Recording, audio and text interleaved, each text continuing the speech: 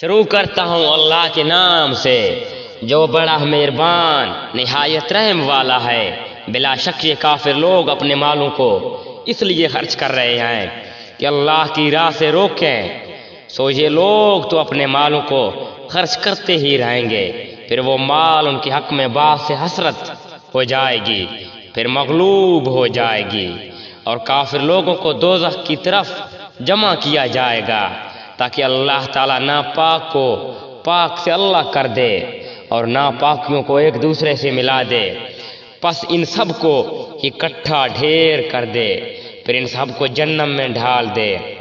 ایسے لوگ پورے خسارے میں ہیں۔ آپ ان کافروں سے کہہ دیجئے کہ اگر یہ لوگ باز آ جائیں تو ان کے سارے گناہ جو پہلے ہو چکے ہیں سب معاف کر دیے جائیں گے، اور لوگ اپنی وہی عادت رکھیں تو سابقین کے حق میں قانون نافذ ہو چکا ہے، اور تم ان سے اس حد تک لڑو کہ ان میں فساد عقیدت نہ رہے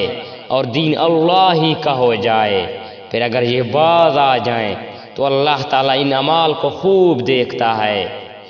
اور اگر روح گردانی کریں تو یقین رکھیں کہ اللہ تعالیٰ تمام کارساز ہے، اور وہ بہت اچھا کارساز ہے اور بہت اچھا مددگار ہے۔ جان لو کہ تم جس قسم کی جو کچھ غنیمت حاصل کرو اس میں سے 5واں حصہ تو اللہ کا ہے، رسول اللہ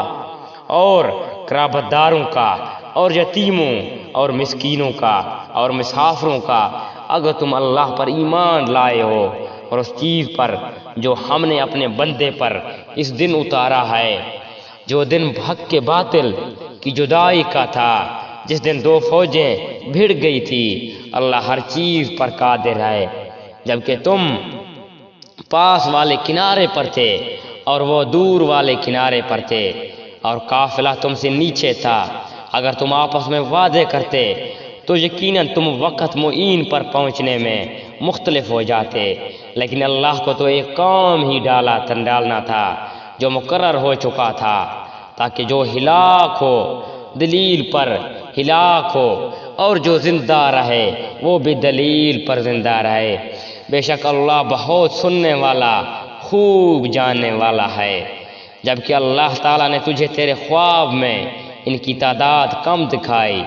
اگر ان کی زیادتی دکھاتا تو تم بزدل ہو جاتے اور اس کام کے بارے میں آپس میں اختلافات کرتے، لیکن اللہ تعالیٰ نے بچا لیا، وہ دلوں کی بھیدوں سے خوب آگاہ ہے۔ جبکہ اس نے باوقت ملاقات انہیں تمہاری نگاہوں میں بہت کم دکھائے اور تمہیں ان کی نگاہوں میں کم دکھائے، تاکہ اللہ تعالیٰ اس کام کو انجام تک پہنچا دے جو کرنا ہی تھا، اور سب کام اللہ ہی کی طرف پھیرے جاتے ہیں۔